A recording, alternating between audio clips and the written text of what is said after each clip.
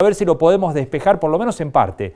Está el ex secretario de Energía de la Nación en comunicación con nosotros. Hablamos del doctor Daniel Montamat, a quien le agradecemos mucho la participación en el programa. Doctor, ¿cómo le va? Buenas noches. Hola, gusto en dialogar contigo. Bueno, muchas gracias. Gracias por estar allí. Bueno, ¿hay alguna idea o respuesta para ver o cómo se imagina que se puede compatibilizar este compromiso asumido con el fondo de ir achicando el déficit frente a este escenario energético mundial que se desató en las últimas semanas, ¿no? Se les ha complicado, porque ya nos cerraba incluso con los números de importación de GNL anteriores a la invasión de Rusia a Ucrania. Vamos a comprar este año 70 barcos, el año pasado compramos 56, se habían hecho las cuentas a $25 el millón de BTU. Bueno, ahora la unidad técnica, el millón de BTU ha trepado a 50, 60, hay que rehacer las cuentas. Pero de cualquier manera, lo que se había propuesto el gobierno, lo que ha esbozado en ese memorándum de entendimiento es bajar los subsidios energéticos que, como bien subrayaste, son los principales subsidios económicos, 2.3 puntos de producto representaron el año pasado, 11.000 millones de dólares, en 0,6 puntos, es decir, bajarlos a 1.7 del producto. Y dieron muchísima vuelta, cómo tenían que reacomodarse las tarifas. Yo te recuerdo que armaron una segmentación tarifaria primero concentrada en capital y el AMBA, que pasaba por barrios. Ahora han ido una segmentación tarifaria que pasa por riqueza. No sé si en Córdoba tendrán ya un Río Cuarto, el 10% más rico, que va a pagar teóricamente tarifa plena de gas y electricidad.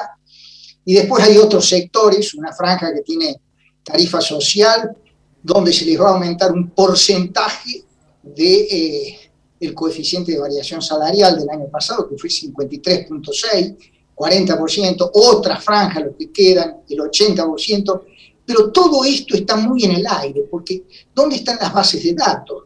¿Con qué elementos se va a discriminar ese 10% del resto? Lo único que existen son los que tienen tarifa social. Y que claro, dentro de los que tienen tarifa social hay algunos que están excluidos y algunos que deberían incluirse. Con lo cual, todo está librado a una audiencia en abril. Me parece que hay mucha improvisación. Pero de cualquier manera, haciendo las cuentas con este ajuste que da en promedio ponderado cerca de un 80%, para ser realistas, y que ustedes van a tildar de tarifazo, que no recupera todo el atraso tarifario porque las tarifas hace 3 años que vienen sin actualizarse en un país con inflación crónica, congelamiento y atraso tarifario. Hemos hecho las cuentas de nuevo, y eso que antes de los nuevos precios del GNL, y para nosotros los subsidios pasan de 11.000 a 13.000 millones de dólares, es decir que aún con estas cuentas no cierra el esfuerzo que se hace en materia tarifaria para la reducción del déficit. Así que por algún otro lado deberá venir eso, y por eso es un programa que está sujeto a tantas objeciones. Ya lo ha dicho Guzmán en las últimas horas, ¿no? Que va a ser muy difícil cumplir las metas en cuanto a los subsidios energéticos. Ya lo reconoció antes de que el programa se ponga en marcha. Sí, lo que no dice Guzmán y lo que no dice nadie, y entre líneas, no entre líneas, hay que subrayárselo a la sociedad, es que el subsidio energético no es una variante indolora frente al aumento de tarifas, porque ¿qué tiene instalada la sociedad? Estas mentiras, ¿no? Del populismo cortoplacista. Si te aumentan la tarifa, te pega en el salario y pega en la inflación. Ay, si no aumentamos las tarifas y aumentan los subsidios, ¿con qué se están financiando los subsidios? Los subsidios se están financiando con emisión inflacionaria. Cronifican la inflación y la inflación también te pega en el bolsillo. Así que no es algo dañino contra algo que es indiferente. Los dos son dañinos. Y si no sería mágico. Y es más si no dañino, sería mágico, ¿no?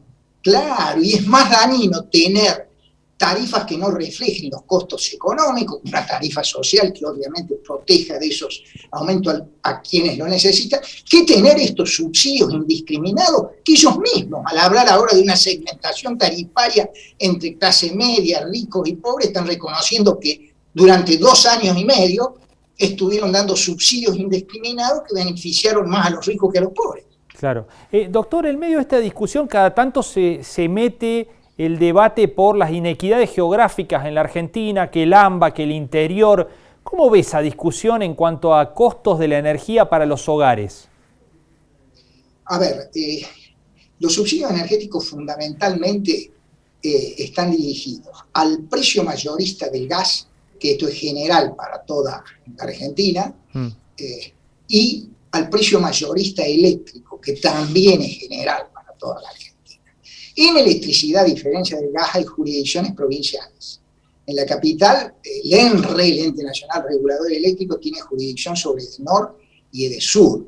Y entonces hay trabajo sobre el valor agregado de distribución que también lo tiene congelado. Ha dado un pequeño aumento el año pasado y otro aumento este año. Pero los subsidios fuertes a la electricidad y al gas mayorista son generales para todo el país. Lo que sucede en Córdoba, por ejemplo, en otras provincias, es que la jurisdicción provincial ha aumentado el valor agregado de distribución.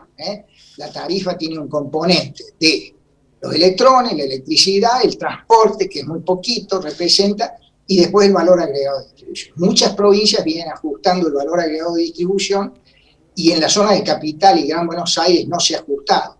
Bueno, esto significa que las distribuidoras de estas zonas se están fundiendo también, tienen cuentas en rojo y muchas de ellas financian alguna inversión para que no haya más cortes, dejando de pagar los electrones, dejando de pagar la electricidad en el mercado mayorista. Y esto es también un subsidio indirecto que, si lo enjuga el Tesoro, termina repercutiendo sobre las cuentas públicas.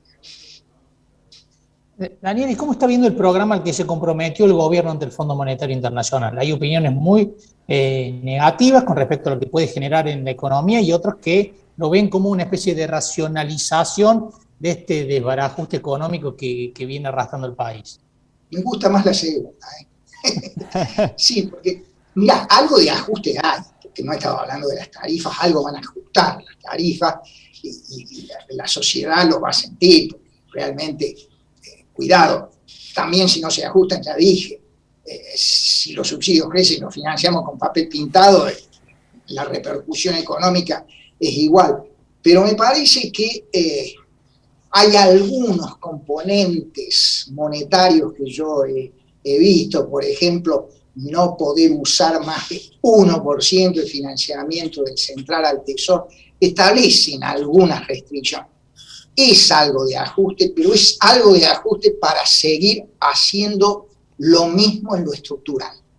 Y la verdad que la Argentina, si no tiene ciertos cambios estructurales de largo plazo, un programa de estabilización y desarrollo, y va a seguir en esta suerte de estanflación, inflación con estancamiento. Entonces, me parece que no es el programa para que la Argentina salga, me parece que es un puente para que esta gente llegue al final de su mandato y para que la Argentina no caiga en default. Algo de ajuste hay, no todo el ajuste necesario, y si no llegan a cumplir con ese mínimo ajuste, ¿cómo cierra esto? Con otro ajuste, el peor de todos los ajustes, y también hay que decírselo a la sociedad claramente, más inflación. El peor de todos los ajustes, el impuesto inflacionario, es el que discrimina más en contra de los pobres y de los que tienen salario fijo. Bien, la última, doctor. ¿Este es un acuerdo con el fondo para discutir un nuevo acuerdo con el fondo en unos años? Me da la sensación de que sí. Así está planteado por lo que dije. Me parece que el fondo, digámoslo en estos términos, ha sido muy concesivo porque no le puede agregar el mundo también al programa, la crisis que está viviendo con la invasión rusa a Ucrania, un default que desestabilice más la economía mundial, que con estos precios del petróleo y del gas el precio de los commodities agropecuarios, ya tiene un problema de inflación serio. Se le viene abajo en la otra punta del mundo un país en default que no es característico. Los default son contra la deuda soberana, no contra estos organismos internacionales que son prestamistas de última instancia y donde uno es socio. Entonces un default de estas características la han tratado de evitar, pero vuelvo a decir, me parece que esto es un puente a una nueva negociación, y en esa nueva negociación lo pide el fondo. No, la Argentina, si quiere salir de esta degradación relativa de décadas, va a tener que hacer reformas estructurales, porque de lo contrario tenemos una Argentina entrampada en el corto plazo. Si no tenemos políticas de largo plazo que traigan inversiones, que generen empleo productivo, el país no sale a flote, y si no sale a flote, obviamente, no se puede pagarle ni al fondo ni al resto de los acreedores. Bien. Doctor, muchísimas gracias por estos minutos, ha sido muy amable. Ha sido un gusto dialogar con ustedes. Que ande muy bien. Bueno, ahí estaba, Daniel Montamat, ex secretario de Energía de la Nación, bueno, dando su mirada sobre lo que tiene que ver de la cuestión energética, el acuerdo con el Fondo Monetario Internacional, además de una lectura de lo que ocurre en el mundo con el petróleo y el gas puntualmente. Bueno, llegamos al final. Nos vamos, nos volvemos a encontrar el próximo jueves a las 21 aquí en Entre Líneas. Buena semana para todos. Chau.